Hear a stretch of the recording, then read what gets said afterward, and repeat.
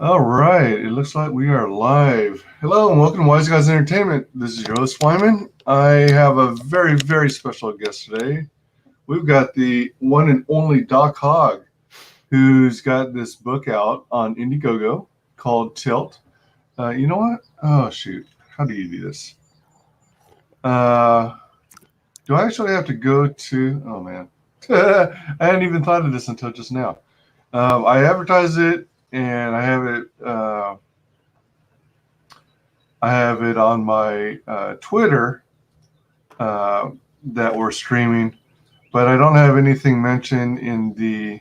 Well, I have it briefly mentioned in the description. Oh, you know what? All right, I think I know what to do. In the description of the video, but I don't know if it carried over to YouTube. Let me do a quick look-see over there real quick. Boop, boop, boop. No, it looks like you. No, it's on YouTube. Yeah, the link to Tilt. Oh, sweet. Yeah, it's there. No, it looks like you. No, it's on YouTube. Yeah, the link to Tilt. Oh, all right. Why is that? There we go. No, that was probably me. Oh, that was you. It could have been me too. That was probably me. I was lately, ever since YouTube started their thing where they're cutting back on their manpower and converting it into like bots. They oops, typo.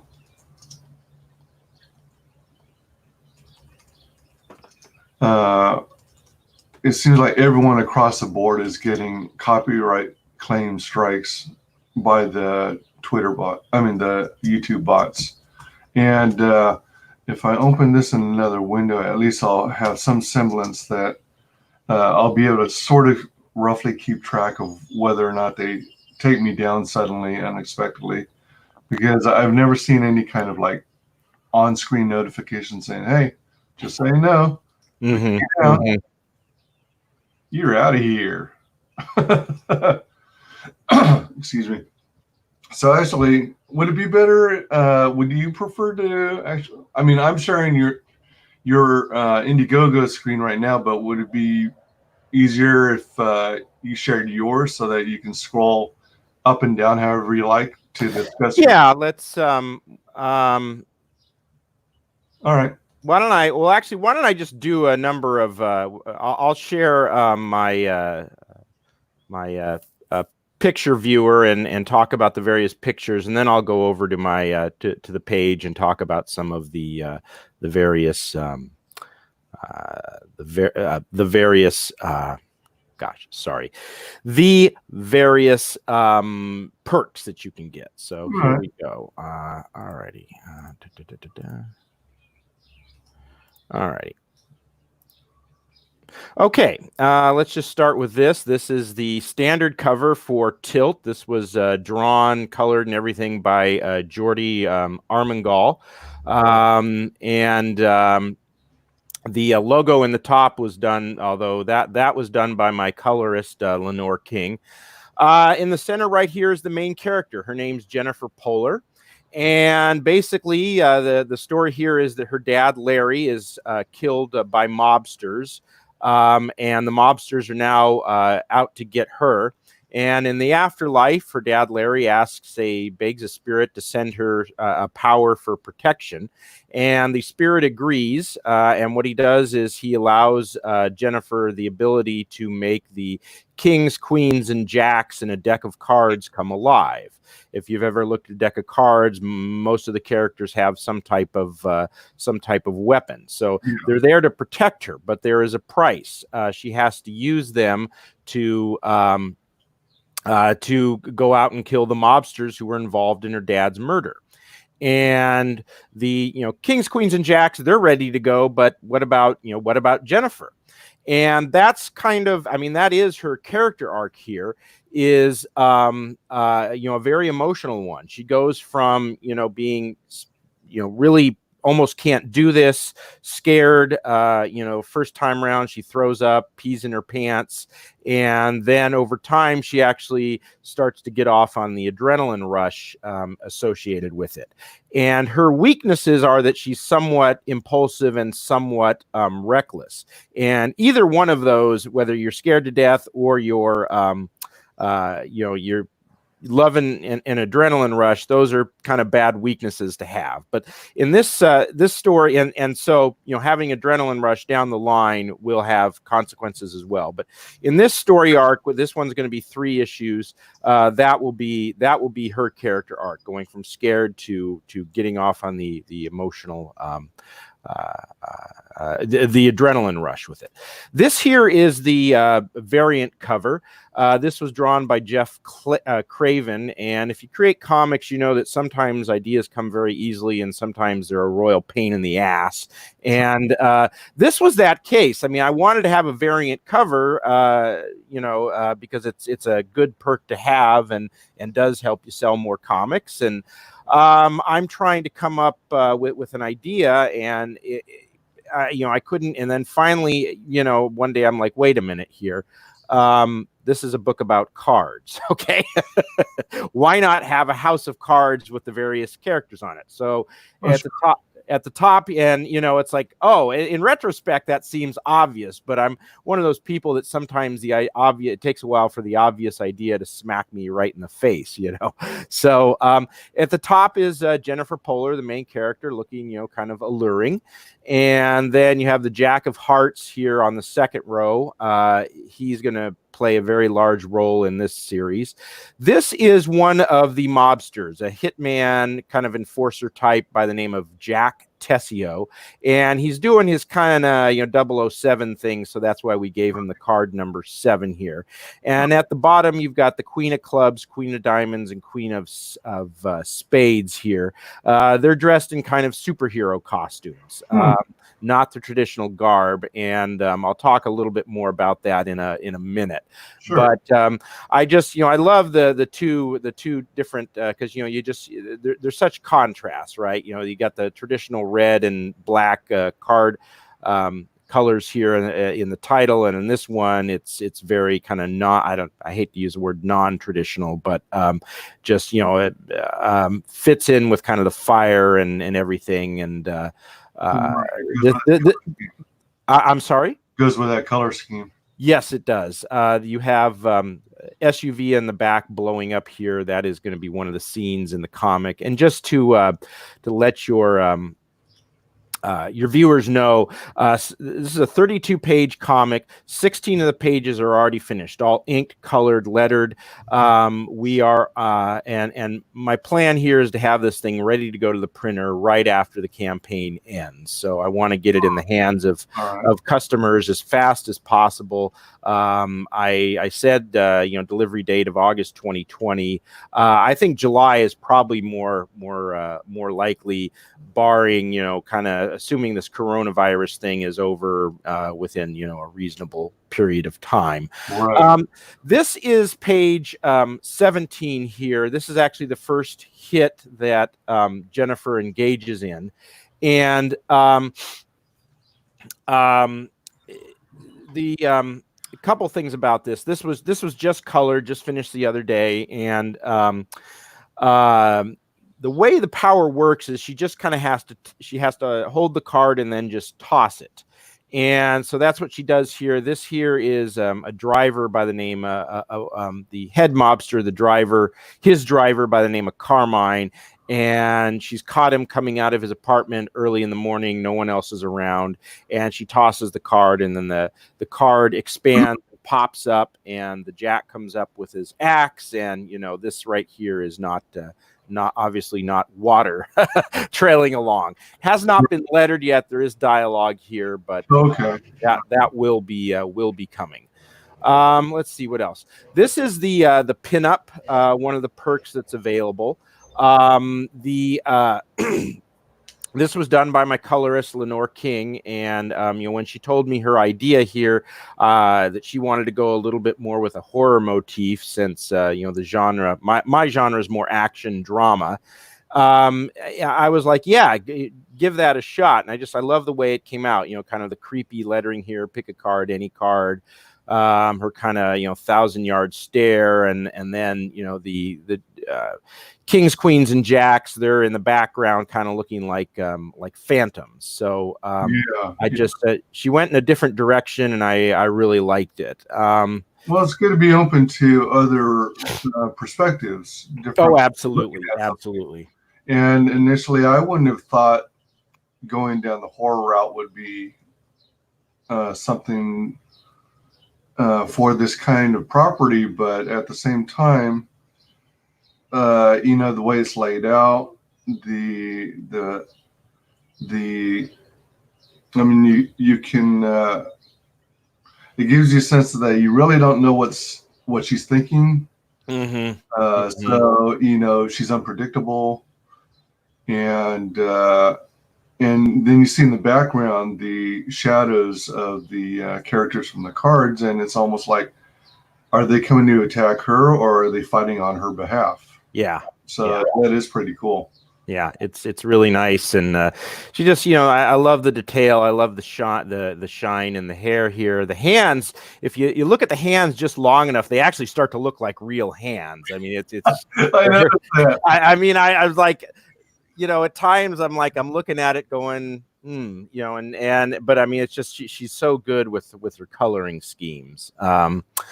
Okay, moving on. This is one of the other perks I will have is an actual deck of cards, a 54-card poker deck, and this is what's going to be on the back of the cards. And this was drawn by my artist Marcos Lima. He does all the art in between the covers. He does all the interiors. Yeah, all the interiors. Yes. So the deck of cards is actually 54. It is. Well, it's 52, and then there's going to be two jokers. All right. So yeah. And I've had people ask me on other streams like, what role are the jokers going to play, if any? And a couple of people had some good ideas. I'm kind of still kicking that around. They're not going to show up in this story issue. Or this story arc, these 3 issues, but they probably will show up in the next one. I've got some ideas here, but just to let you know. At any rate, this is going to be on the back of the cards. Like I said, Marcos Lima did the art. Lenore King, of course, did the coloring. I love the shine on the dress there. It really does look like a satin dress. These are actually called bandage dresses, the ones that have the lines going horizontal. I did not know that when I until I started, researching. Okay, what is this kind of dress that I'd like to see here? It actually looks like a bandage dress because it's, looks like it's wrapped around like bandages, I guess. Right. So, at any rate, the only thing that's going to be a little different here when you get it will be the line at the bottom is justice or revenge in the cards. We're going to have to split that up. It'll probably say is justice or revenge, and then you'll have 3 ellipsis dots. And then in the cards at the bottom, right underneath it, 3 ellipsis dots. The reason being we have to expand that a little bit. Lenore shrunk it down to 2.5 by 3.5, and it gets too blurry. The bottom line gets too blurry at that at that size. So 2.5 to 3.5 is the standard size of your playing card. So we'll have to change that and expand the font a little bit so it doesn't get blurry. But otherwise, that's what you're going to see on the deck of cards on the back of the cards if you decide to get that perk. So it's going to be that very same image on every single one of the 52 cards? Yes. Okay. And on the back, of course, on the front, of course, you're going to have all the usual kings, queens, diamonds, and stuff. I think as this campaign goes on and it gets more popular, I'm hoping, I'll eventually be able to have an actual deck of cards produced where the kings, queens, and jacks and other cards will actually look like the kings, queens, and jacks in the actual comic book. I can't afford to do that with my first campaign. Right. Your first campaign, you're trying to keep costs down and everything, and hopefully have some money left over to start funding your next campaign. And I can do that, but not if Not if I include all the bells and whistles this time. I really Oh wish yeah, for sure. I really wish I could, but at any rate, that's down the line. Okay, these are just things that people who wouldn't like Tilt. Uh-huh. This is the opening page, and this is just the ink. And who you've got here from left to right, this is Jack Tessio. This is the head mobster, Johnny Ricca. And over here is Jack's brother, Marco Tessio. And they're both kind of hitmen, enforcers for the mob. And basically, this is the opening page. You're going to see they're just getting ready to shoot Jennifer's dad, Larry. And you'll notice this is this is after the page has been colored here. You'll notice a difference. If you go back here, you'll see that Johnny Ricca is actually holding a cigar in his hand up here.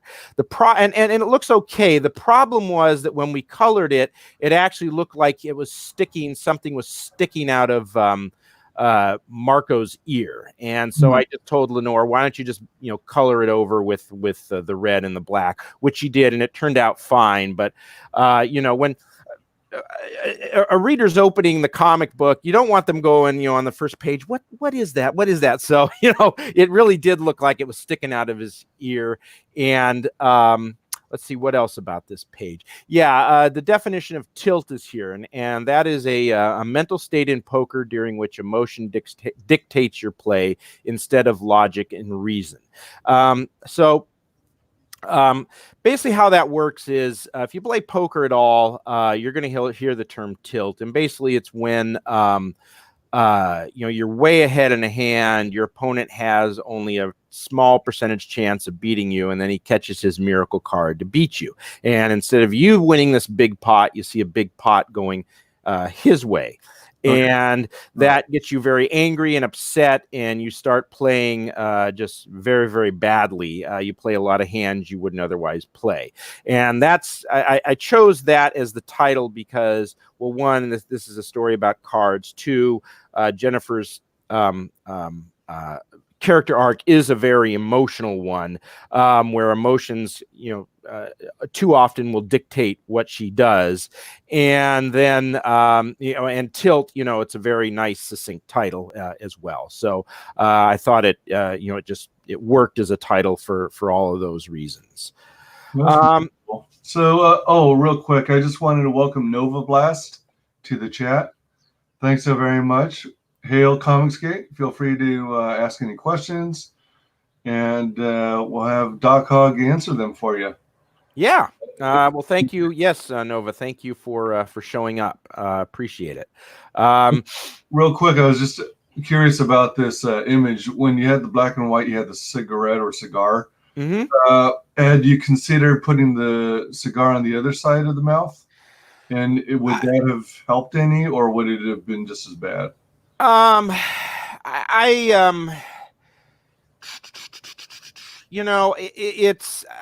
think really where he put it was as good as you're going to get, because I mean, you could have it kind of holding it in front of him, but I don't know. I wanted, he's kind of the larger than life figure, which is, obviously you can just tell by looking at this that he is, in charge here, and he's taller, he's in the middle, he's bigger. And I just, if you were going to have that, it would kind of have to be not much of a distraction. And I think if you had him holding it in front of him, I felt like it was, you were going to run too much of a risk of people still going, oh, that's a cigar, instead of just focusing in on what I want them to focus on, that, he's in charge and these two guys are doing his bidding here. So yeah, you do see him holding it in the next page, which I will bring that up when I can. I think the other thing is what makes this a little better than the one with the cigar is that, in this kind of scene, it seems to make more sense that they're busy doing business. Usually if you're going to have a smoke, it's during your off time. So yeah, the one reason to maybe have the cigar would be that if you really want to drive it home with the reader, this guy is a psychopath, and that killing someone to him is no different than going to the refrigerator to get a glass of milk. You know, holding the cigar would be like, oh, hey, I'll hold a cigar while someone gets murdered. You know, it's no big deal. It's kind of like, well, it, I don't know if you. I assume you've seen the movie The Godfather, right? yep. Remember the scene where the son Michael is at the hospital and he's told the friend Enzo to wait outside, and they're going to act like guards so that the guys coming to hit his father don't. Will say, oh, there's guys here who are armed, we'll go on. Well, right after the guys leave, the hitmen leave, there's a scene where, Enzo's trying to smoke the cigarette, and he can't manipulate the lighter because his hands are shaking. So Michael says, here, I'll help you, grabs it, lights the cigarette, and his hands aren't shaking. He's totally calm. Sure. So, it sends this message that, Michael is, things like this don't bother him. That it's the first tip that he's if not necessarily a sociopath, something's going on there. And so at any rate, that's why. But at any rate, that's why you want to portray, you want to send a different kind of sense. You might have the cigar here, but the thing is, he's holding the cigar on the next page right before the hit. So there's still that as well. So let's see here. Okay, what's up next? All righty. This is a page here where this is right after the first time that she realizes that she has this power. One of the queens has appeared to her, and this is after she makes the queen go away, and she's been told that she has to use the cards to kill the mobsters, and she's like, no way I can do this, that's nuts, insane. And then when she's saying that to herself, she's watching the TV, the news is breaking, and the head mobster, Johnny Ricca, the charges against him for killing Larry have just been dismissed. The book goes into why that is. But basically, she sees him talking to the media, and he answers a few questions and then says, look, I'm not going to bother with this anymore. I have other more important things to do, like planning my 60th birthday, which is coming up in a few weeks. And then in this scene here, he says, and I plan on celebrating. And then we'll come to this in a second, but in the very next page, you see her getting upset, and she brings the queen back and says, now, how do we get started? So in other words, that scene shows her motivation for doing that. This page here is a couple pages previous. This is the spirit realm. Her dad, Larry, this is where he's begging the spirit to help his daughter. And initially, he knows what the price is. The price is the cards, the characters will have to be used to kill the mobsters. And this scene kind of implies they've been at it before, and he's been reluctant,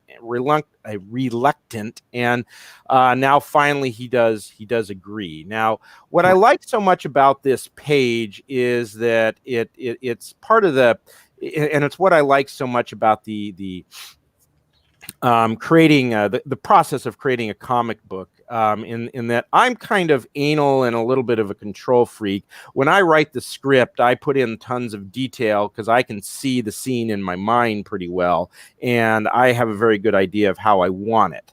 Okay. Now, Mike Barron, who has done comics like Batman, Punisher, he's currently got one on IndieGoGo called Offworlder, said not long ago that when you're writing the script for a comic book, you are the screenwriter, the artist is the director. And initially when I heard that, I was like, no way. But then as I thought about it, I'm like, you need to give your artists plenty of leeway to bring their vision to it. So Yeah. and so what I tell my artists is basically what Mike said, you know, and I said, look, you bring your vision to this. Don't worry about all the detail I've got in the various panels when I'm writing it. That's just more for me. You feel free to use that as a guide, but you know, you bring to it what you see. And when I thought of the spirit realm, I was thinking kind of heaven, right? White, glowing, some gold, etc. And Lenore looked at the script and thought this scene is a far more ominous, foreboding scene, in that, you know, Jennifer's about to get the power to you know, go out and murder mobsters, and she's going to have to be doing something that's dangerous. And so she colored it you know, this kind of blue violet with this kind of dull, you know, light here. And when I got it back, I was like, oh yeah, that works just so much better than what I had in mind. I mean, it's great. And then they're actually, the spirit here, his clothes, there was some gold in addition to the blood red. Like, I think the belt and the crown were gold. And I'm like, I love the blood red so much. I said, just make everything blood red, because that just so fits in with the mood of this page. So and I've had a number of experiences like that, where you know, the artist comes back with something different, and or has suggested something different, and you know, my first reaction might be one of kind of I don't know, and then you know, I think about it, I'm like, you know, David, this process of just giving the artist leeway has worked so well, you know, let them do it, you know. And that's what I like about it. It takes my control freak nature and just smashes it with a baseball bat. Sure. Well, that sounds like a pretty good segue into Nova Blast's question. Don't know if this was mentioned, but I'm curious as to how you assembled your team of creators for the book.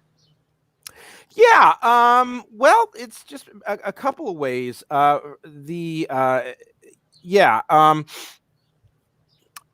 I found them through the Facebook. A lot of my artists through the two of my artists I found through Facebook. There's a connecting comic book creators and artists page. My initial artist, I had to let him go because he couldn't meet deadlines, and that is one thing that I'm kind of tight about. And so I paid him for his first 2 pages, and then, you know, we mutually agreed to move on. Then I hired my illustrator Marcos Lima, and you know, I practically had to slow him down. He is very good with deadlines, and basically the way I work is I say, if you don't make the first deadline, because after my first experience with the guy, I had to let go, make the first deadline or I move on. Because if you don't make the first one, chances are, you know, you don't make later ones either. If you make the first one, you're probably going to be pretty good about getting them done later on. And so at any rate, but I say, look, you know, this is the way I work. I pay your per page rate, and then I start adding on little bonuses every time you make your deadline, and those bonuses increase as time goes on. So, you know, I try to give them a little extra incentive to make the deadline. Okay. So that's how I met Marcos. My colorist, Lenore King, I'd just been interacting with her on Twitter for a long time, and I just started asking her what she could do, and she agreed to do the pinup. And then I guess you know, I was looking now. I had to find a new colorist because, you know, the original artist was doing everything, sketch, ink, and color. And she said, "Oh yeah, I do color." So I hired her. Her page rate was within my budget. And then my letterer is D. Jason Meadows, just kind of a friend of I've made on Twitter. He did a couple of comics for that I helped promote, so he gave me a break on his page rate because I helped promote his comics a lot. And see, Jordi Armengol, that was just you know, he's the artist for the comic book Offworlder, and a friend and I were actually trying to pick up that campaign, buy it, and it ended up falling through.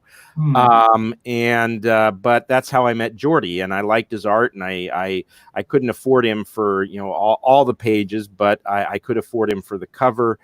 And I don't even remember how I met Jeff Craven. I think someone mentioned something to me on Twitter that I should look at some of these guys, and I don't even remember now how I met Jeff Craven, but I think that was through Twitter as well. So that's basically how I assembled my team.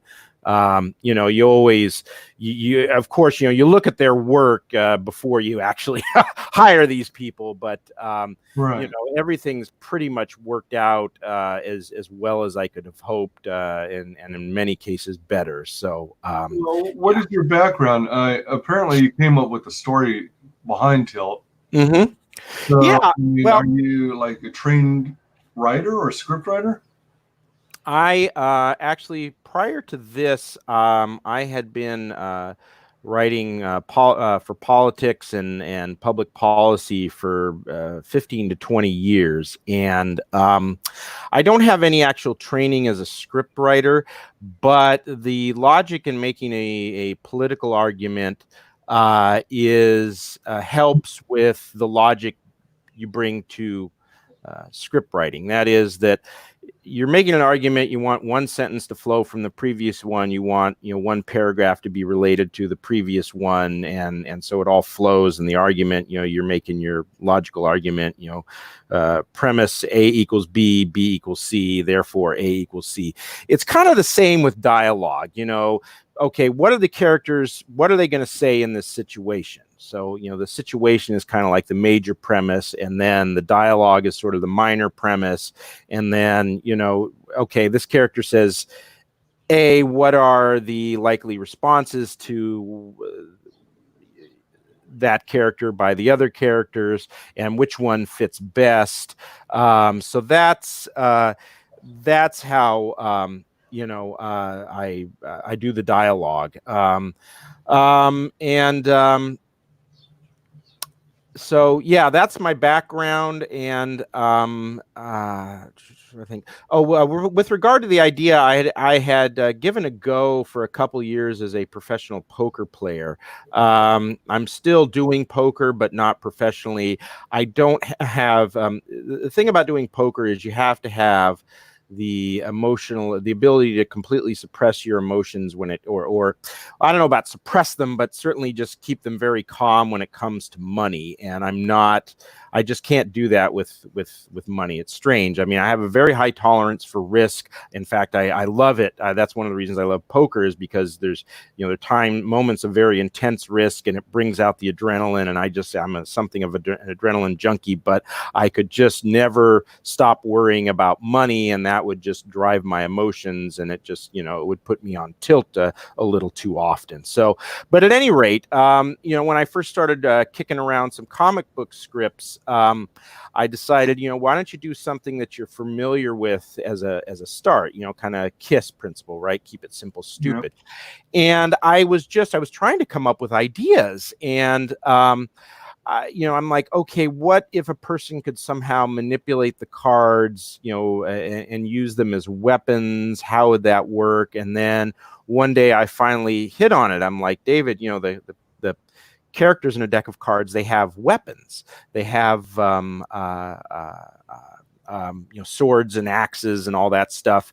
So what if someone could make those come alive? Okay, that's a good power to have. That's probably fairly original. What, where could I go with that? You know, what kind of story could I have? And I just happened to be, I've always been very interested in mobsters.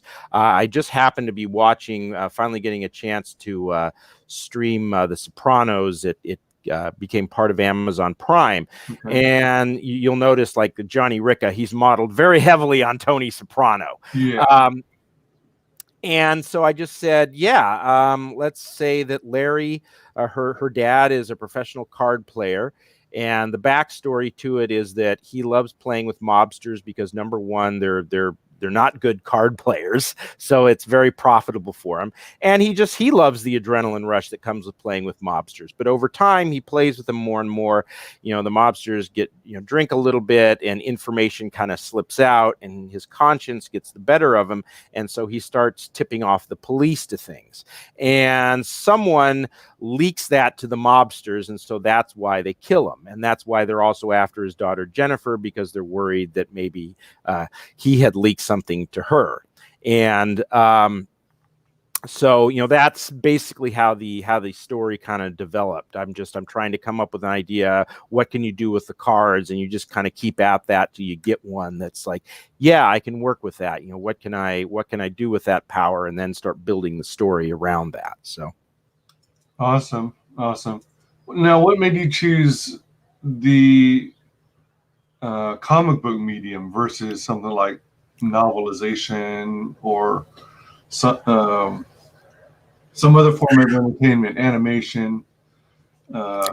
Well, a couple of reasons. One is my friend Jeremy Lott. He called me one day just out of the blue to complain about a check he had to write to the IRS because he knew that I'd be sympathetic. And he just says, yeah, I'm into this indie comics movement, and I'm working on my own comics right now. And I just said, I've had a bunch of story ideas kicking around in my head for years, and I don't want to write a novel. But they might work as comic books. So he just started hooking me up with groups, and I just started studying up and learning. And I think it works better as my stories, because I can visualize them in my head. It works. Comic books work best for that. Also, I think there's more and look, I'm at the age now where it's like I can get passionate about something, but I also want to make sure there's opportunity there to make money. And looking at IndieGoGo and Indie Comics and Comicsgate, there's definitely good opportunity there. So those are the main reasons I think why I decided to go with comic books on this instead of excuse me, instead of something like writing a novel. Why don't I go back to some of the other pictures real quick, and I'll just I'll run through those real quick. Yeah. Okay. Oh, sorry. There we go. Okay. Yeah. All righty. Oh, that's Lenore King. Always nice to see her. And this is actually from the very one of the pages I showed you early on prior to coloring. This is a scene.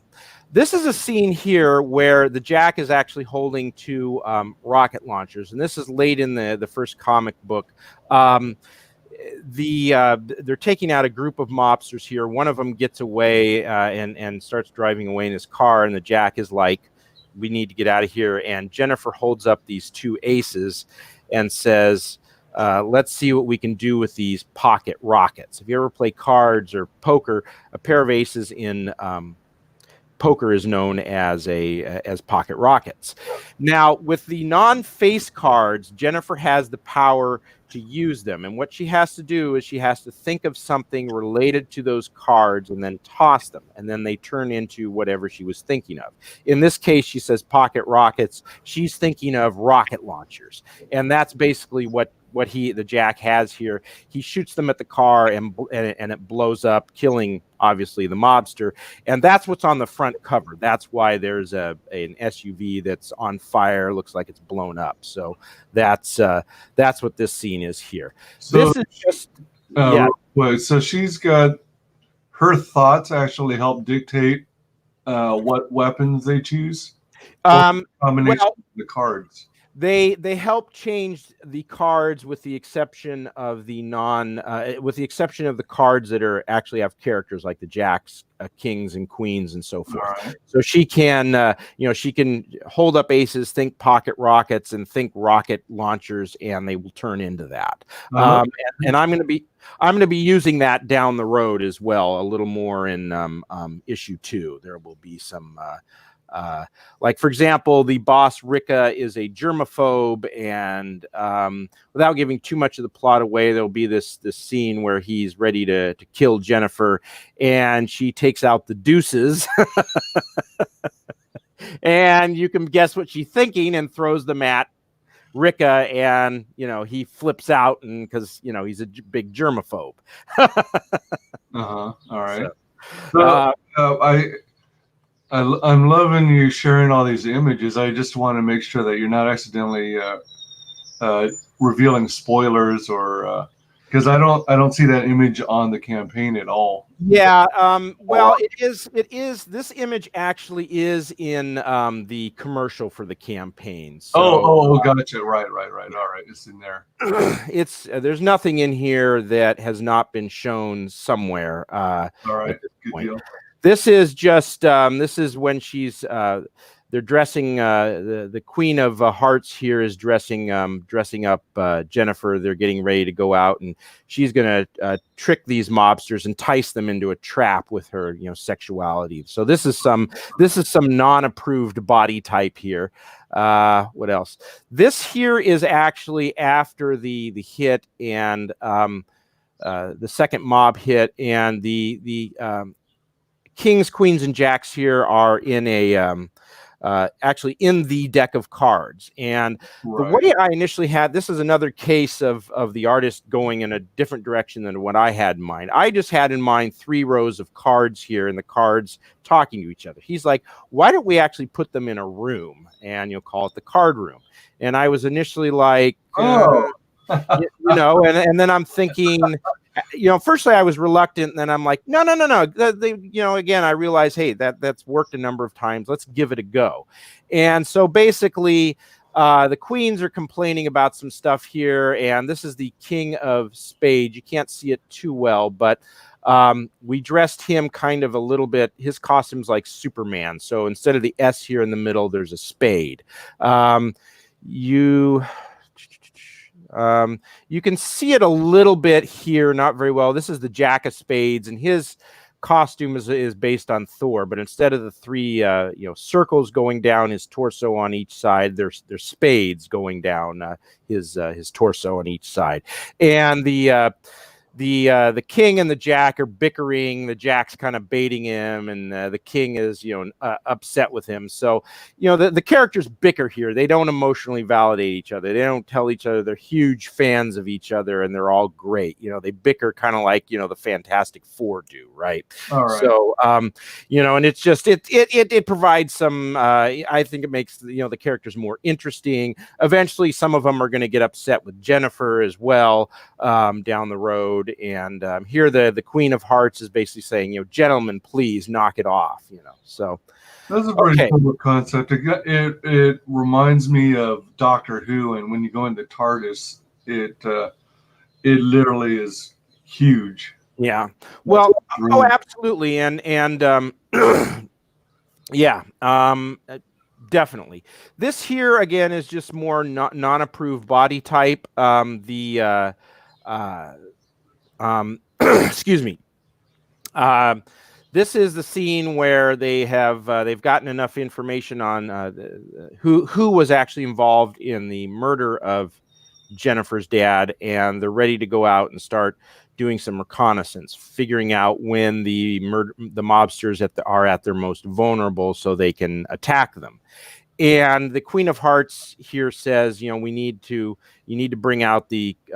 She actually says Palace, Argine, and Rachel. The actual characters in a deck of cards, they are actually modeled on various kings, queens, and princes, and that sort of thing. And that was actually the name of the Queen of Clubs, the Queen of Diamonds, and the Queen of Spades. And so she says, sorry, figuring Jennifer doesn't know those names, she says the Queen of Clubs, Diamonds, and Spades. And then Jennifer tosses the cards, and the Queen of Hearts says, welcome, ladies. It's time for some reconnaissance. And Jennifer says, you're not going out dressed like that, are you? And basically, we decided with the Queen of Hearts, we would give her more traditional garb, but I decided when Marcos and I were talking about what to do with the other three queens, we decided, superhero costumes would be kind of the best way to go. So, the Queen of Diamonds here has a mini skirt, and there's kind of a cape behind her. It was kind of based on a Halloween costume for Robin. Obviously, the Queen of Clubs has thigh-high boots. Here, the Queen of Spades has a kind of a white bodysuit. So, just plenty of that non-approved body type. So, and I think that is, that's just one more here I'll do.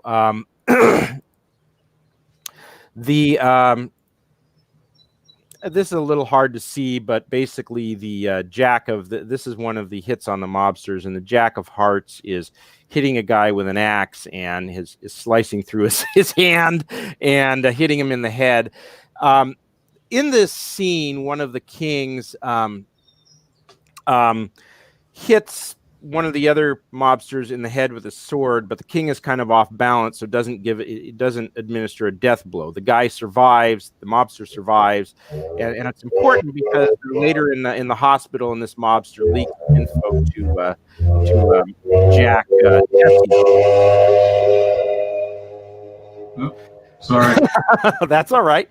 And the artist and I were talking about how to do this scene, and the artist here actually thought that we should use this mobster as the one that survives. And he said, that's why I put, him slicing through the hand there. It kind of cushions the blow to the head. And I'm like, well, the problem is, if you swing an axe, you're holding it, you're stabilizing the bottom of the handle with your bottom hand, and then with your dominant hand, you're bringing it down hard. And not only is the Jack doing that, he's going at it with his full body weight. So that axe is, pretty much sliced through that hand, almost like, a hot knife through butter. And the guy's getting hit in the head. He's dead. So, but at any rate, so we kind of went with my idea on that one, but there was nothing that I had written about the Jack slicing through the hand here. And so when I saw that, I'm like, yeah, we're going to go with my idea, but keep that. So it was, again, another case of the artist doing something that I didn't expect. And it worked out, I think, just that much better. So he's going to still cut through the hand, but he won't necessarily go as deep as the head, or no, this mobster dies. Okay. All right. It is, it's a different mobster that will survive into the hospital and let Jack Tessio, the hitman, kind of know what happened and sort of who's after them in the hospital before the other mobster, the one that's injured, before he dies. And the plot is set up that way. So I needed someone to survive, and my artist initially thought it should be this mobster, but when I'm like looking at the scene, I'm like, nah, there's just no way I can convince a reader that this mobster would survive. So right. So let's take a quick break. I want to show the intro video of your campaign. Okay. If it'll play. Oh, there it goes. Oh, yeah. Ladies and gentlemen, Can you hear it? Available Oh, yeah. IndieGoGo from Hog Wild Comics comes F.A.M.I.L.Y. You might want to turn the volume up a tad. Or is it revenge? Jennifer Polar is in danger. How's that? After mobsters murder her father, they are out to get her. In the afterlife, her dad begs a spirit to help, and the spirit grants Jennifer the power to make the kings, queens, and jacks in a deck of cards come alive to protect her. But it comes with a price. She must use that power to eliminate the mobsters. The kings, queens, and jacks are ready to get it on. But what about Jennifer? Indeed, this comic book is the real deal. A plot that takes no prisoners, characters who don't emotionally validate each other. You suck, you jackass. And plenty of non-approved body types. Social justice warriors will hate it, but you'll think it's awesome. Created and written by David Doc Hogg Hochberg, who shamelessly uses his cute toddler to hawk his comic book. I do not. What about this? Oh, yeah, that. Well, that was just a kid who happened to be sitting next to me. Yeah. Okay. illustrated by the Brazilian stud, Marcos Lima. Okay, cool it, ladies.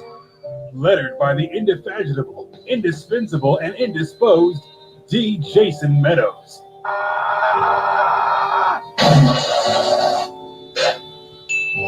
And finally, colored by the sexy karaoke queen herself, Lenore King.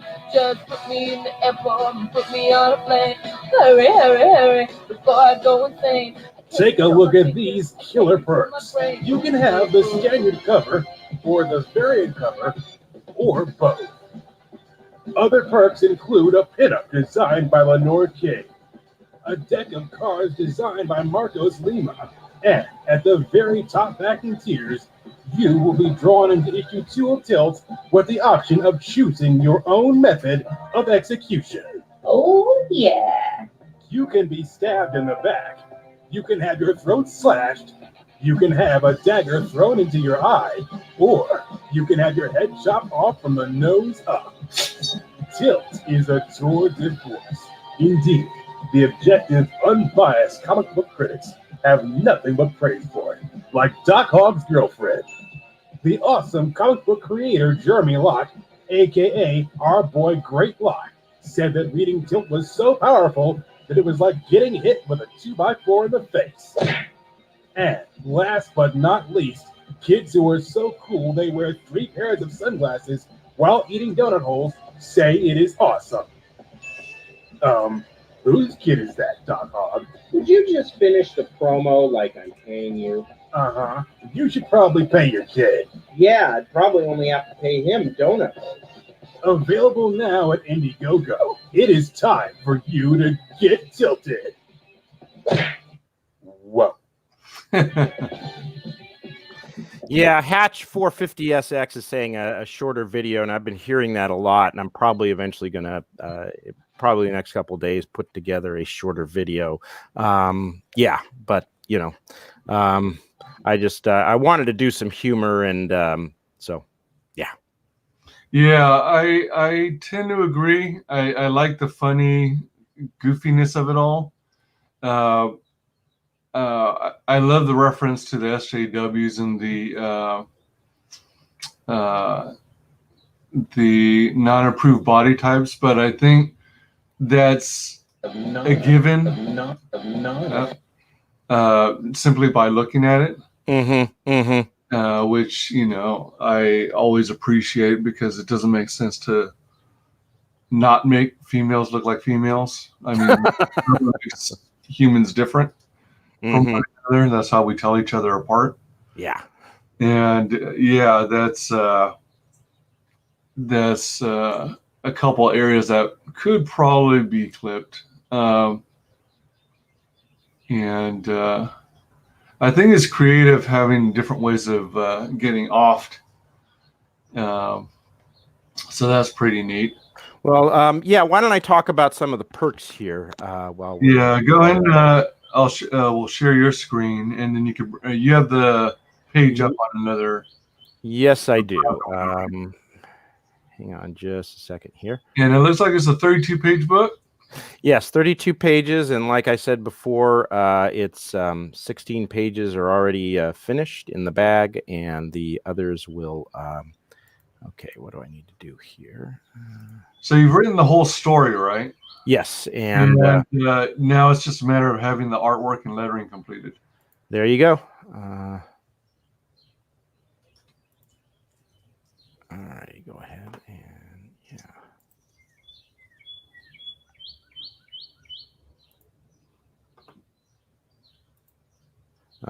yeah, I'm asking to share the screen. So. Oh, sorry. There we go. Okay. All right. Can we see it? See it good? Yep. All right. This has been top here has been the most popular perk, a full house, and it's 2 physical copies of the comic book.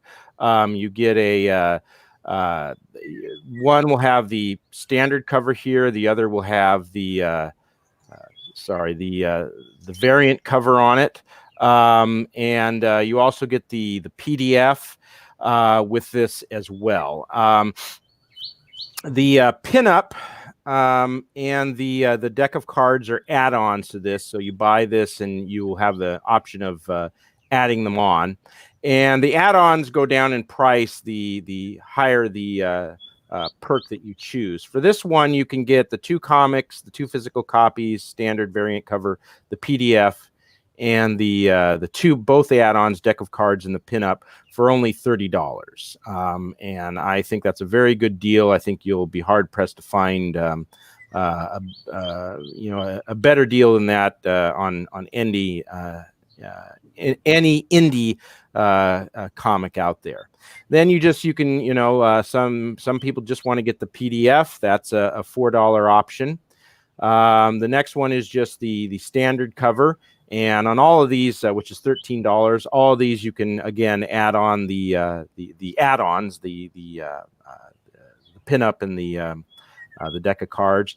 3 of Kind, that's just 1 comic, the variant cover instead of the standard cover. Here's the full house again here, and then the 4 of a Kind, Be a Thug. These are basically, you'll get all the perks, both comic books, the deck of cards, pinup, and PDF. Hello, human. Sorry about that. Oh, not a problem. All not right. a problem at all. Now I can hear you. All right, cool. And you'll be one of the 2 thugs. You'll be drawn into issue 2, and you'll be one of 2 thugs guarding the country home of Johnny Ricca, the head mobster. You will appear on at least 1 page, and you will die by either being stabbed in the back or having your throat cut. The first purchaser of this gets to choose. And then the next one is Straight Flush, Mob Bodyguard. Again, all the perks you get with this. And now you'll be Johnny Ricca's bodyguard. You will appear on 2 pages in issue 2. And you will get to actually kill some people before you die by having a dagger thrown into your eye. And there's 2 of the 4 of a Kind, only 1 of the Straight Flush, the bodyguard, and then the Royal Flush. This one was the person who chooses this will gets their head chopped off from the head up. They'll appear in 3 pages, and what they are is they are one of the hitmen, Jack Tessio. They're his kind of sketchy friend, seedy friend who's also a crack shot. You're going to get to kill some people before you get killed. In the comic book, there's also a surprise in there as well for you. But this one has been claimed, and it was actually my younger brother who claimed it, and I'm thrilled because I'm really looking forward to chopping his head off. So that's pretty cool. Keep it in the family. So those are all the perks, and I think that's about it. So it's going to be, like I said, a 32-page book. Mm-hmm. And did I hear you right? It's going to be a 3-page story in effect. I mean, a 3-book, 3-issue story. Yes. 3-issue story. You have that is correct. And the next issue is going to be they're going to be offing a lot of the mobsters, and then the last issue is she's going to be tracking down one of the remaining mobsters to try to find out who it was that ratted out her dad. And then there's going to be a confrontation between her and the person who actually ratted him out. And then at the end of issue 3, there will be a page that gives you a sense of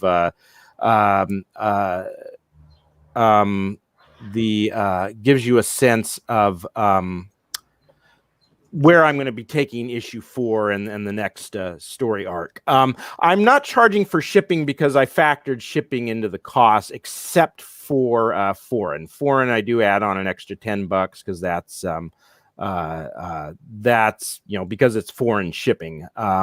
But no, here in the States, I'm not. I factored that into my cost already. I factored in the printing and everything. So good on that.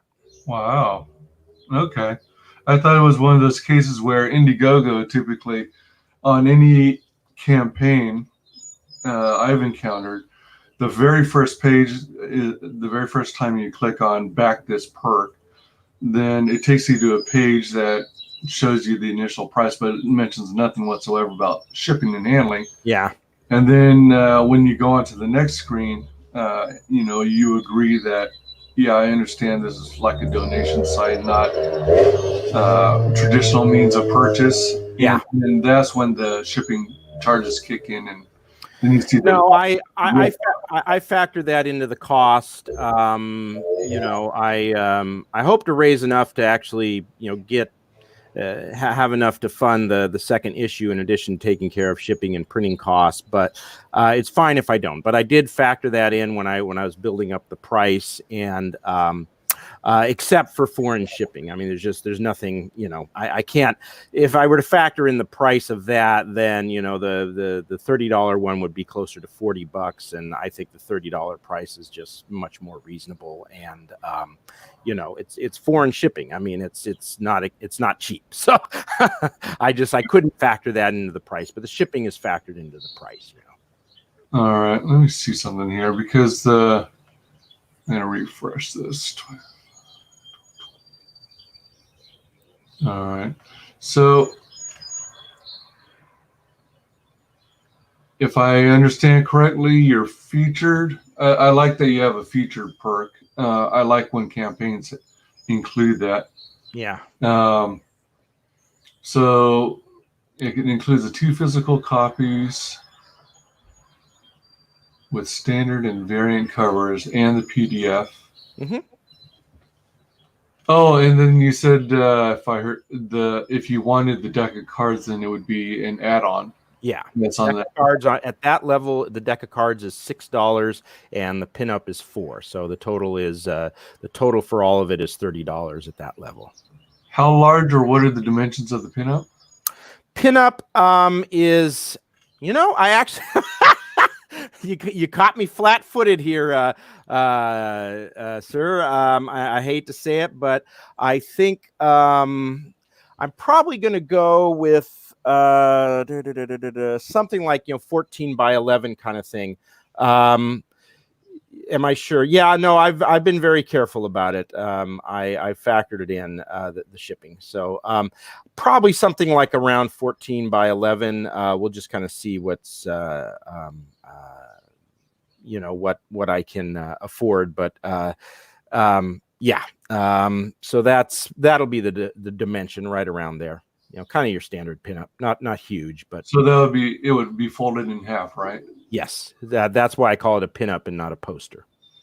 Now, are you anticipating like putting it in the middle of the book, like magazines used to do, or would it just be like in its own? No, it'll be in its own sort of yeah. It's not going to be in the middle of the book, and you'll have to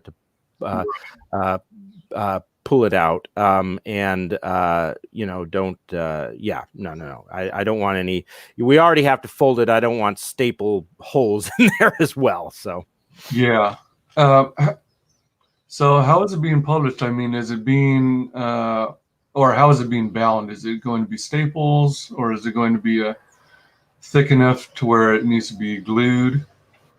oh boy. Let me see here. I'm trying to remember. That's a good question.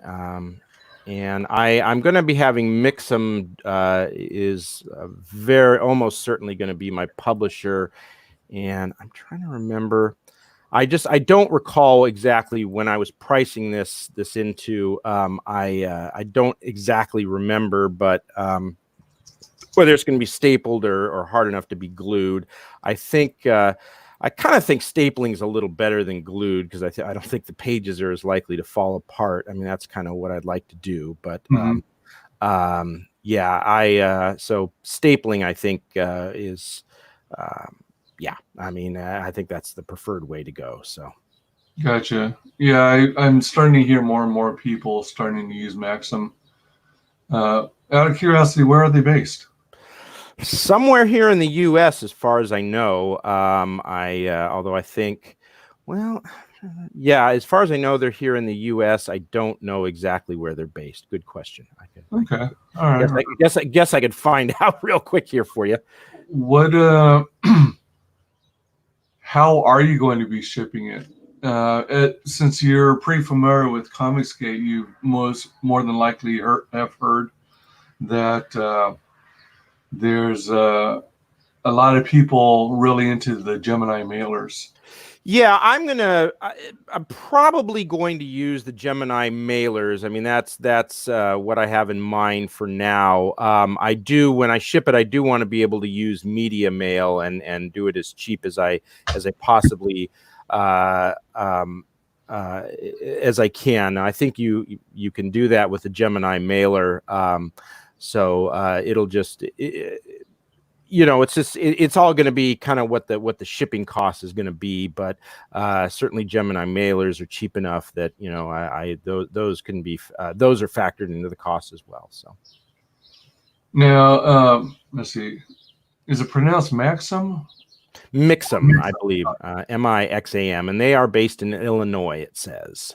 Now, so they're publishing it. Are you going to handle it? Are you going to self-ship, or are you going at this point, I don't think I'm going to have enough backers at the end of the day that it would make sense to hire someone to do the shipping for me. I mean, at this point, I think the shipping, it would make more sense for me to do it, but we'll see. I mean, who knows? Maybe I'll pull it off and I'll get on Ethan Van Sciver's channel and my numbers will shoot up and I'll have really no choice but to hire someone to ship it out for me. But I'm trying. I've got his attention once, but I'm just at this point I'm just hoping I make my goal $3,000, which I think is usually pretty reasonable, except for the time we're in right now. But if I make that goal, I'll be more than happy. I'm off to the races, and I can make that goal without getting on Ethan's channel. But you certainly hope that I certainly hope that I can. But when I designed my goal and this whole campaign, really, I assumed that I would not be getting on Ethan's channel. I think that's that's really the best way to go. So yeah, absolutely, I have to agree. I mean, especially when it's your first venture, you just got to get the word out and self-advertise and self-promote. Yeah, it's grinding. It's just going on as many channels as you can and doing it day in and day out, promoting it on Twitter. I have my own YouTube channel, Comics and Variety. I been a little remiss in putting up new videos since been trying to get the campaign going, but I got up a new one yesterday, and I will be putting more out this coming week. So it's just it's advertising, and you just have to be willing to grind.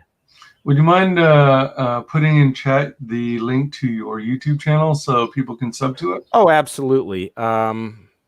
Yeah. Oh, yeah. Well, I've been on Mandy's already. I'm trying to get on Vinny. Does Yellow Flash do live streams? I don't think he does. I reached out to Raging Golden Eagle. I've been on WyzGyz. In fact, WyzGyz was the one I was on when I launched the actual campaign. I'm working on John Malin. I am right now talking with Adam Post, and it looks like I've also just scored one with for next week with Blast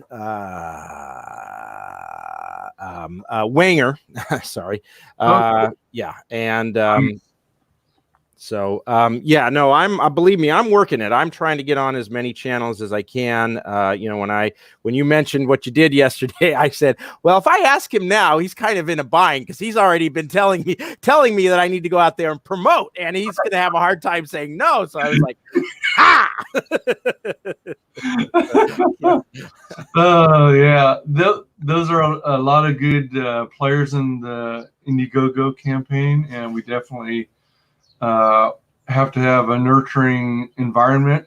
And you also have to be a little bit shameless at times, and you also have to accept the fact that other people are going to be shameless, and just accept the fact that that's advertising. You got to make the money, and there's no comic books without the business side. So you also got to be open to not only criticism but feedback. Mm-hmm.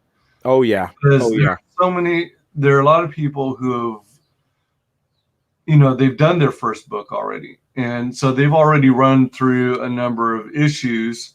And if you can learn from their experience and avoid those pitfalls, then you're way ahead of the game.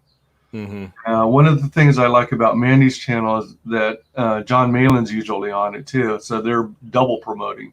Yeah. And John actually was not on Mandy's channel when I went on. She's wants to have me back at some point and hopes Malin will be on, but I'm reaching out to Malin as well. Okay. And actually, that's how I ended up on Graded Point 5, though. They were on Mandy's channel. It was the one where they showed the video of Piper was falling asleep during one of Graded Point 5's streams, and they managed to wake her up, and it was hilarious. Yeah, they are wonderful. So they've been great, and they've got Pure Grain is their book right now, and they're doing really well. And so yeah, you have to go out there, you have to grind. And I'm supposed to be getting you the YouTube channel here. Okay, hang on here a second. Yeah, and I saw mention of Raging Golden Eagle. He is he's got an awesome campaign going. I love his book too. And one thing that people have to understand is I put it in the private chat, so you can put it in your chat. I thought you were going to put it in the group chat. I don't know that I can. It doesn't give me that option. Really? Yeah, I think. I mean, I can do it if I go to the YouTube channel, but the actual YouTube page. But I've never had the option to do that. In only the moderator, the host, can do that. I think there are ways to do it because I see other people who are moderators for channels. But I don't know. I do not. I think that's actually the pay version of StreamYard. Yeah, that's what I was about to say. The free version has some functionality, but it seems like for all the real goodies, the heavy functionality. Yeah. Well, they got to feed their families as well. So. Yeah, for sure. Yeah, I just recently heard about Graded Point 5, so I'm going to start checking them out more. Peregrine. Oh, yeah. Oh, my gosh. Peregrine is awesome. Yeah, Peregrine, yeah. And then I was talking briefly about Raging Golden Eagle. From what I hear, he spent like 2 years building up a YouTube audience on the channel before he ever launched his first book. Yeah. And that user base, the people who love his content, just jumped right on it. So, I mean, it doesn't happen overnight necessarily. And no, it's taken me, I'm right around 150 subscribers. It's taken me just over a year to get there. Once you get to 100, I've noticed the number of subscribers come a little faster. I'm guessing that has something to do with YouTube's algorithm. They set something at 100. And then I've heard once you get to 1,000, the growth comes even faster. Again, I suspect that has something to do with their YouTube's search algorithm. But at any rate, you got to keep grinding. You got to keep producing content. And every so often I have periods of time where I'm just too busy and too tired to do a lot of content. But right now, with everything going the way it is, I actually have time. So I'm trying to get on it. So hopefully tomorrow I'll have one out comparing Captain America 2020 to Captain America 1998 in the comics, and how the comic was so much better back then. Oh, for sure. So much better. And the thing is, people complain about the politics and so forth. 1998, the comic I don't know if you call it political commentary. There's definitely some social commentary, but they weave it into the story.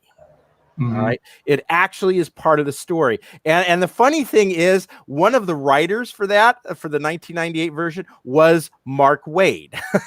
I wanted to do it. I pulled it out of the bin. I didn't look at the writer. I'm like, Mark Waid is one of the writers. I mean, the guy can write a comic when he's not being, a tortious interferer, and, one big important question, Doc, are you CG? Yes, I'm Comicsgate. I'm definitely Comicsgate. I believe that, you know, you focus on the story, you know, you focus on making good art, you keep the customers happy. Thank you for, by the way, Hatch, for backing my comic. I really, it's just, especially now that this is my first campaign. Jay Faircloth, I believe you've backed it as well. Thank you very much. It's just, it's when you're doing your first campaign, it's always a thrill every single time you get a new backer. It's just, and I suspect while the thrill might not be as great the second or third time around, it's always going to be there. It's just like somebody's actually has decided they see enough value in my project.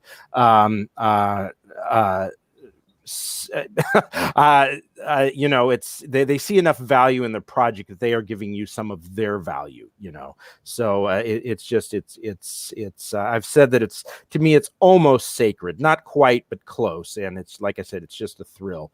And so Sure. and the other thing about Comicsgate, you know, focus on the story, not the politics. There's some, I've actually had a YouTube episode, a video about that. Does it mean no politics in the story, or does it mean that you can have some politics in there as long as, you know, you're focused on the story? The politics, the political agenda is not driving the story. There's some debate on that. I'm a little more on the latter. I think some other people just, you know, want no politics at all. Which is perfectly fine, because, you know, the minute you start introducing politics, you always run the risk of chasing away some of your readers who don't agree with the politics. Yeah. But on the other hand, you can still write very good stories. I mean, Mark Miller's Civil War, I thought, was a great story. It's obviously a very pro-gun control allegory, and I think it would have been better had he given the other side, the freedom side, some more due, which is what I liked about the movie. They gave both sides their due on that. You know, you don't necessarily have to give both sides equal due, but, you know, treat the other side with some seriousness if you're going to do that. But, you know, again, people who don't bring politics into their comics, you know, hey, I'm not bringing any certainly into this, into Tilt. But you know, it makes sense to at least kind of, you know, certainly make sure the story and all the other elements of a good comic book come first. You know, don't you know, have a story that doesn't make sense because you're trying to push an agenda. Don't have characters that aren't attractive because you're trying to push an agenda. Have characters that act like real human beings. They disagree with one another. They get on each other's nerves. They're not all about emotionally validating each other because, you know, you're trying to push an agenda. You know, that's what I think Comicsgate is about. And one other thing I like is we just kind of adopted a pejorative name. Someone came up with that, and we said, yeah. People said, yeah, let's go with that. So we're like, you know, kind of flipping it around on you, and you know, so yeah, I'm definitely Comicsgate, and thank you for asking. Appreciate that. Yeah, for sure. I love that. Yeah, thank you for asking that. I do think they handled in the movie version of Civil War politics reasonably well. Yeah, I think so. You know, like I said, both sides I think got their due. You know, they you know, the book though is, you know, I see freedom mentioned only once, and it was kind of in a dismissive way. It's very, I don't think Captain America's side really gets its due at all. But you know, it is still a good story. I mean, it is, but you know, Mark Miller is, from what I understand, a socialist. So, and again, you could push a pro-gun control narrative in there if you want, but again, give the other side, you know, some due. I you know, I think that, you know, the other side appreciates that if you do, and you know, you're likely to have more customers that way. So, Yep. I was just responding to Hatch's comment that not to be discouraged if you see only a few viewers on live. Lots of time, most people will view streams and back later. That's actually a good description of me. When I try and catch streams whenever I can, but the growth of Comicsgate is amazing. it's moving by leaps and bounds. Mm-hmm. It's really surpassing, in my opinion, the mainstream industry. Yeah. And as a result, you've got lots of new creators, you've got lots of talent out there, an influx of talent. People have been dying to share their stories with the world, Mm-hmm. Mm-hmm. and they are, they're getting supported. There's like this family supportive environment, Yeah. like nothing but love.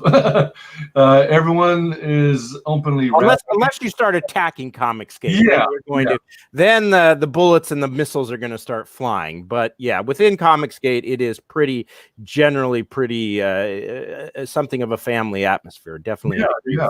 And additionally, because a lot of people are using the YouTube as a platform for getting their message out, showcasing their product, connecting with the fan base, and developing a fan base. Mm-hmm. And using Twitter, for example, and Facebook in some cases as a means of promotion as well.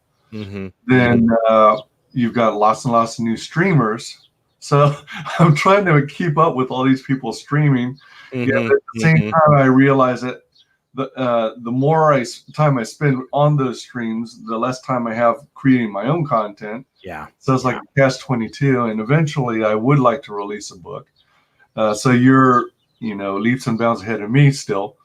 So, but one of these days I would like to do something. And I know when it comes to, I would also do an IndieGoGo campaign, since that seems to be the way to do it. And I can already envision myself hitting the refresh button on my browser on my campaign frequently. Yeah, you're definitely going to be doing that at first. That first day or two, it was like, come on. And then lately I've just,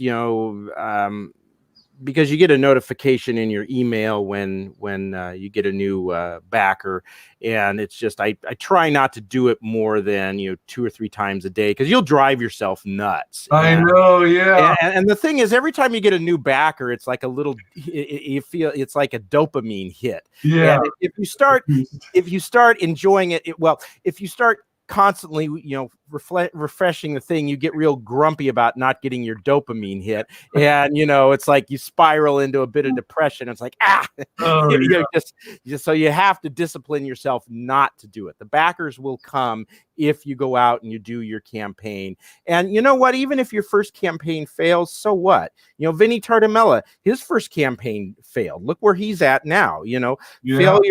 Failure's just that. I failed as becoming a professional poker player, but you know what? Coming out of that experience, I learned more about myself than I've ever done in any of my successes. You learn more from your failures than you do from your successes. So, it's okay to fail. Don't worry about it. And if people, if the SJWs mock you because you fail, fuck them. Pardon my language, but fuck them. That's just, you look at that as something to give yourself a thicker skin. Yeah. So Hatch is going to try and show you for a bit. Hatch is a mod for RGE. Outstanding. Pretty sweet. Yeah, I totally agree that Vinny is underfunded. Yeah, given the quality of his art, he's definitely because his art is better than most of the mainstream stuff that's out there now. Yeah. I mean, he did Through the Woods, right? Through the Woods, and what was the zombie one that he did? That I've. Gosh. Oh wait, is that? I can see it in my mind. I can see. Is something like College of the Dead? No, that was Adam. That's Adam Pope. That's Adam Pope. All right. Vinny's. Hang on, I can come up. Well, I'm sure. Let's see. Probably Vinny art on IndieGoGo, I think. Oops. Through the Woods, a lot of Through the Woods here.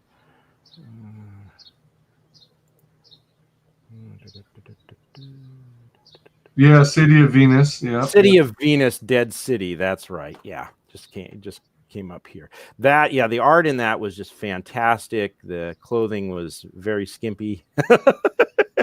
It was nice. I really liked it. You know, and I was very eager. The cliffhanger was really good because you get the sense one of the bad characters is starting to have some second thoughts, and I'm really, really eager to see, you know, what issue does with issue 2, and I'm eager to see Through the Woods too, because that looks like it's going to be a really good comic book. His art is just, I hope I someday get a chance to work with him, because his art is just, you know, there are not many artists in IndieGoGo and don't get me wrong, in Comicsgate that are better than him. I mean, you know, someone like Ethan Van Sciver and a few others are.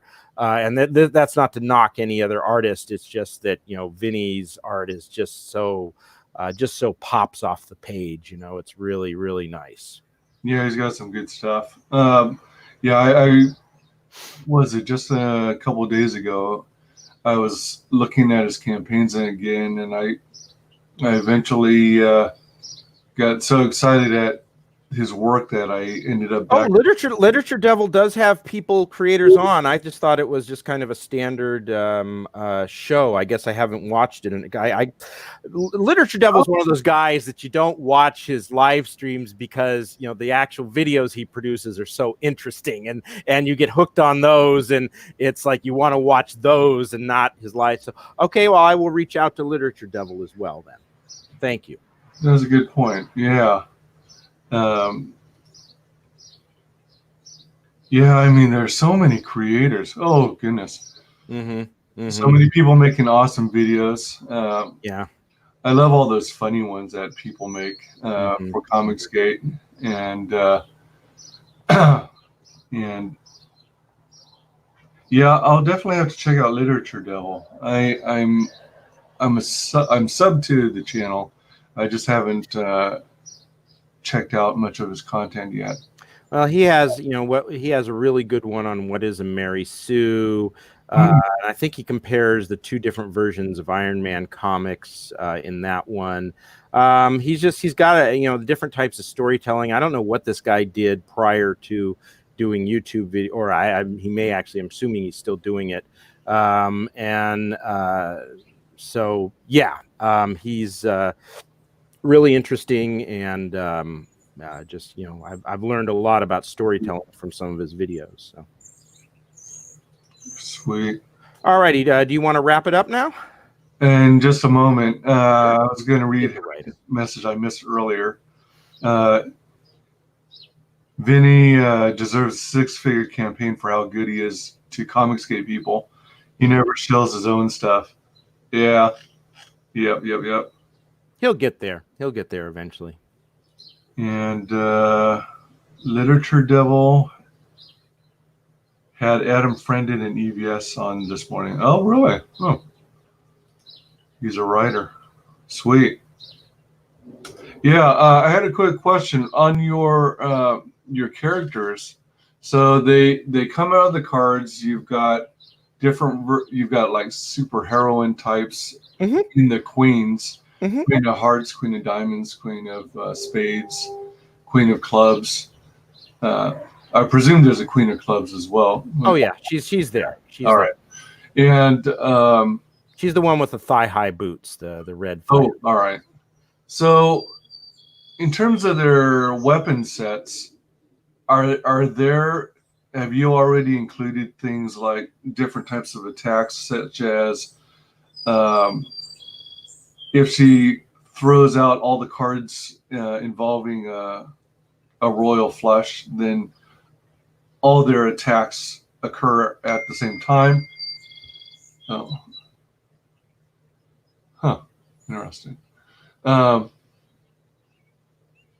I'm not sharing it, so that's good. Yeah, not as a royal flush, but the number of cards that will come to life just depends on how many that she throws out at a time. Like the first, you know, all she needs for that one guy the first time around is a jack. The second time she's going to need 2. She actually needs 3, but again, that's kind of her impulsiveness and recklessness. She doesn't, really, she doesn't take any advice like she's supposed to. She just kind of assumes she needs 2, throws 2. She should throw 3, and that's why that one goes a little wrong. And so ultimately, does she like as she gains confidence, does she start throwing out actual well-known poker combinations, 3 of a kind, or not like I haven't I haven't actually thought of that, honestly. That's actually a pretty good idea. What could I do with actual, if she were to actually throw out poker hands? It's more like the pocket rockets kind of thing, thinking of. So okay. maybe I'll have to work on that and see if if you can if I can come up with something there. I mean, there may be a way to work that in the second story, but it's a good idea. I mean, kind of like the people who brought up the using the Joker. So let me kick that around in my that cavernous space I call my brain, and see if I can come up with something down the road. But no, that's a thank you. That's an interesting idea. I think I can do something with that. So. Yeah, it's just one of those things where, I mean, it just seems kind of natural to me. Like, I watch a lot of martial arts movies. I watch a lot of action adventure, superhero movies, and there are times where you see these scenes with characters who have different skill sets. Very much like the Avengers in the movies. They all focus on what they're the best at. And when they interact with each other, let's say Captain America needs to make or maybe Black Widow or someone needs to make a huge jump. So Captain America holds his shield at an angle, similar to what they did in Wonder Woman, to offer a lift up. So, just working together as a team and doing different combinations. And I think that's sort of what they were trying to do in was it Star Wars The Last Jedi in the throne room scene with Snoke? I think so. I don't know. I've tried to block most of that movie out of my mind. Exactly. Yeah, and I didn't bother going to see The Rise of Skywalker, and maybe if it's on Netflix and I can find a few spare hours, I'll finally watch it. But I think that's what they were trying to go for, but it was poorly implemented. It was like a matter of, all right, I need to do this, this, and this move, and then I noticed my buddy over across the room lost his weapon, so let me throw my weapon over to him. And you work together back and forth. And I was just thinking of that, if you had 4 of a kind or something like that, so 4 characters come out and they work together to defeat the opponent, especially if it's like a particularly strong, beefy, powerful opponent. So that's all I was going there on. Oh, there's definitely they're going to be there's definitely going to be teamwork down the road as Jennifer starts to learn from her mistakes. That's definitely going to become bigger. So it's it's going to be teamwork, and then later on she starts to enjoy the adrenaline rush and starts to get a little overconfident as well. So Cool. Definitely going to be that. It's not just one character or any of that stuff. So now, all right, I'm showing on the campaign page that you're in funding mode. You're at 40% of your $3,000 fixed goal. You got 14 days left. After the 14 days ends, are you going to in demand? I'm probably going to extend it another 30 days. 30 days, all right. 30 days. And then after that, probably do in demand. So I decided to go with the 30 days at first, and if I don't get there, or even if I do get there, but if I get to $3,000, I'm probably not going to exceed it by very much. And once I do that, I'm going to start. I'm kicking around some ideas for stretch goals right now, and so even if I do get to the 3,000, I'm going to extend the campaign so I can start pushing for stretch goals. Have some time to do Yeah, that was going to be the next question. If you hit 3,000, or when you hit it, and have you already come up with some ideas for what you'd like to see as stretch goals? Yeah. Well. Oh, hey, Solion. Thank you for backing me, backing Tilt the other day. I really do appreciate that. Yeah, I'm going to do a couple of things. I'm kicking around whether or not I want to just give everyone a free pinup. I'm thinking about that, although I'm not sure that's fair to the people who actually paid directly for the pinup. I may just do pinups of the actual covers and say, everyone gets a free pinup of the standard cover. We'll turn that into a pinup. That'll be the first stretch goal. Maybe the variant cover of the will be the second one. I'm kicking around having Lenore draw something else too, as a pinup, because that would be, she's going to sign all of her pinups. I'm going to sign all the comics. Should have mentioned that earlier, I guess, but she'll do that. And so, something else that she does would be signed by her as well. So, I'm going to kick that around a little bit. Haven't completely decided, but, that's right now I'm just going to keep it simple and pretty much go the free pinup route at this point. So now, with the exception of the PDF version, looking at the tiers, is it fair to say that all the tiers will be signed? Every physical comic book that you receive will be signed. Okay. All right. What about do you plan on signing the pinups? Lenore is going to sign the pinups. Oh, cool. Right on. It is mentioned somewhere there in the campaign. I should have put it in the actual where you select the perks, just slipped my mind. And, once the perk is selected, you can't go back in and change it because. Oh, you can't? Oh, no, you cannot. Because I think IndieGoGo just wants to avoid people, producers doing a bait and switch kind of thing. And I can understand that. But yeah. So at any rate, yeah, I will. Now I'm forgetting the question. Oh yeah, will everything be signed? Yes, the comics will be signed. Lenore will be signing the pinups. It's a 32-page comic, and like I've said before, 16 pages are already completely finished, inked, colored, and lettered. We are now colored up to page 19. I'm supposed to be getting page 20 here shortly, so it's moving along. Cool. Hatch has a message here. Turn your girls into pinups. Women sell, Doc. All right. Yeah, might have to do a thing of the queens. Yeah, that's a good point. A very good point. I will take that under very serious advisement.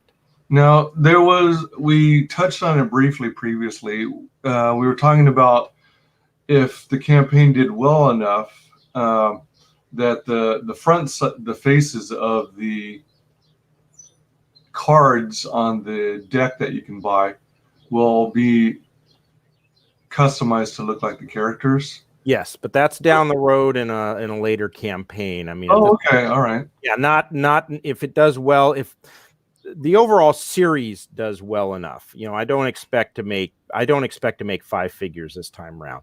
Maybe my second campaign, that's a little, but again, if I do get on EVS's channel, that's possible. But I'm just another big one. Yeah.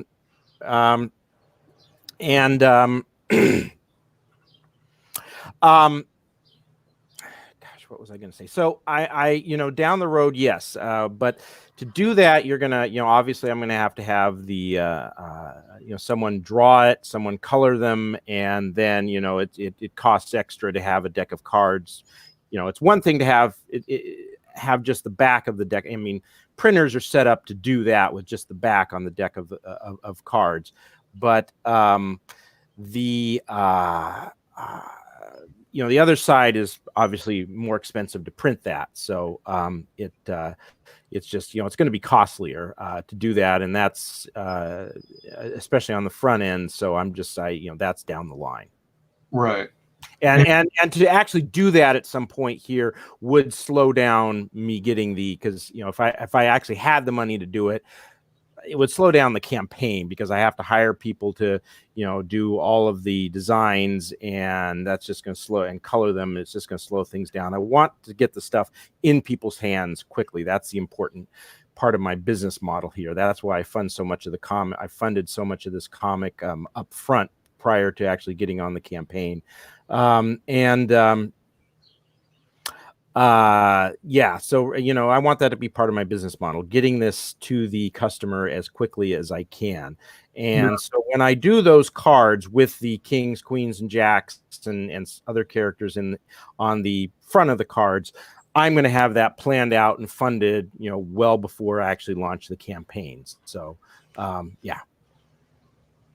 Hatch states you're charging too little for your books also, or two. Should be like $15 each. I know you talked to, you were saying earlier how you carefully did all the math, and you made sure even after factoring. I mean, what blows me away is that you actually factored in all the shipping, so there's no additional shipping costs on top of what you see here. Yeah. And that sort of scared me because I'm so used to, I've backed a lot of campaigns. I mean, I can't brag because I've seen other people who backed even more than me by 2 or 3-fold. But I've backed, I don't know, 30, 40 campaigns. And everyone's charging on average maybe a minimum of $7, but sometimes as much as $10 to $15 for shipping domestically. I hate to, oh man, I shouldn't say this. I think people are kind of making some money on the shipping, is my guess. Now, I'm not saying everybody's doing that. Some people are probably genuinely using that, most of that money to pay for the shipping. Right. But when I looked at the cost, of buying the boards and the wrappers, when I looked at what for media mail, the Gemini mailers, my printing, broke it down to what's the least amount I would have to do here, and what would that cost. I mean, I don't know. I mean, this is my first time around. You can look at what everybody else has done and try to come up with costs and factor it all in, and I may at the end of the day be looking at it going, oh fuck, and have to break out the credit card more than I want to. Right. It's possible. I mean, look, this is a learning curve for you. You're gonna make mistakes, and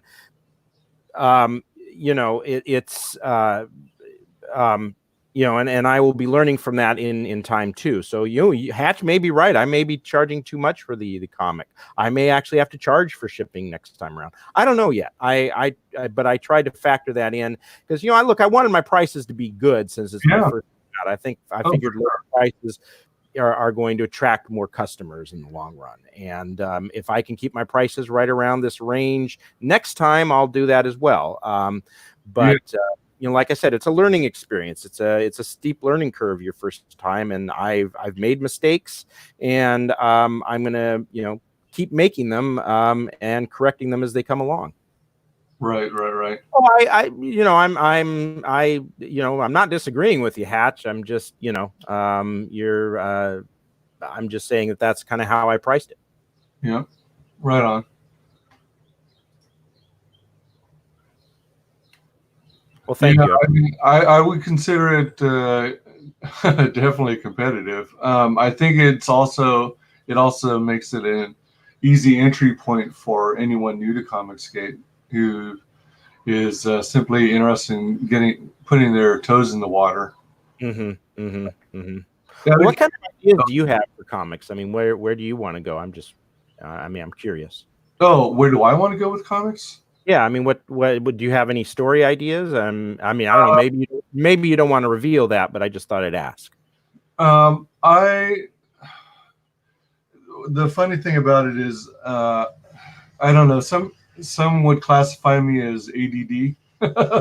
I'm one of those people who's got like all these projects on in my head, like an octopus, but I have trouble completing any one project. So I've got two main ideas. One is like a comic strip based book. Hmm. I grew up buying loads when I was in grade school. I used to, well, my parents would buy me loads and loads of those Garfield treasuries. Uh, You oh remember yeah. those?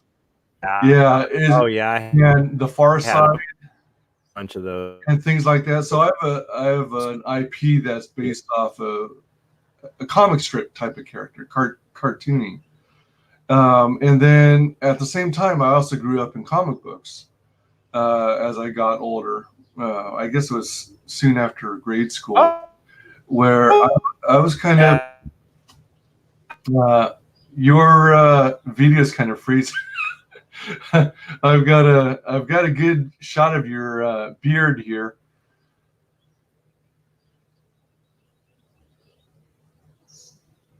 Side, if that's Uh, what you just you're still kind of. said, you're Oh, am I freezing? Oh, Doc's freezing. Yeah.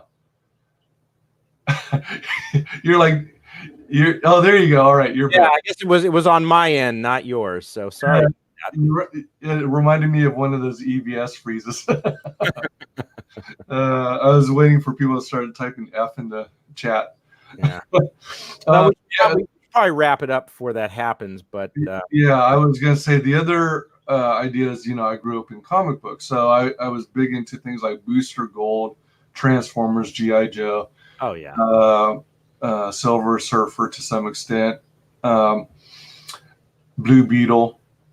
So I've got a IP that's related. That's Mm-hmm. kind of half campy, half serious tone, but definitely a superhero style of book Mm-hmm. that will possibly include like mech stuff, transforming technology, like Mm-hmm. robots. Mm-hmm. So those are ideas I'm trying to put down on paper. Mm-hmm. Uh, do you see this? Oh, actually, let's see. Soul Ion says shipping can be tough to measure. As an international backer, I had some cases where I thought, yeah, for that packaging, it was too expensive, but usually it's worth it. Okay. One thing I noticed that's new to a couple of the books I recently backed is that I'm getting these additional charges from, I guess, Visa. And I think they're transactional charges because a couple of the books I backed are in British pounds. Mm-hmm.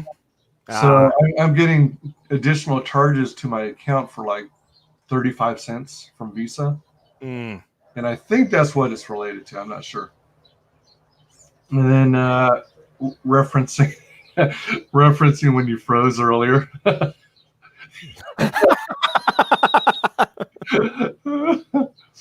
That's a fact. Yeah. So I want to finish off by playing your intro video once more. All right. Again, as we discussed, we pretty much came to the same conclusion that it was a touch long. We're loving the comedy behind it, but at the same time, it would be a great idea to kind of follow maybe Coach Malin's advice, which is to trim it down to maybe a couple minutes so that you can get the point across. You can have voiceover. You can give a little story background and keep it nice and tight. Because people these days, they've got short attention spans. Oh yeah. Yeah. So Let's play it. Oops. Oh, that's not it. you need to share your screen. Yeah. Hello.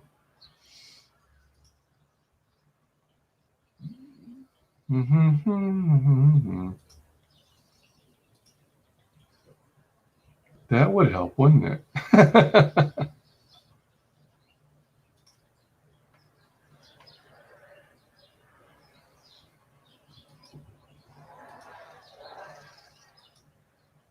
Gentlemen, Available now at IndieGoGo. From Hog Wild Comics comes Tilt, a tale of justice. Or is it revenge? Jennifer Polar is in danger. After mobsters murder her father, they are out to get her. In the afterlife, her dad begs the spirit to help, and the spirit grants Jennifer the power to make the kings, queens, and jacks in a deck of cards come alive to protect her. But it comes with a price. She must use that power to eliminate the mobsters. The kings, queens, and jacks are ready to get it on. But what about Jennifer? Oh, there's a picture Indeed. with the double This comic rocket book is the launchers. real a plot that takes no prisoners, characters who don't emotionally validate each other. You suck. You suck. And plenty of non-approved body types. Social justice warriors will hate it, but you'll think it's awesome.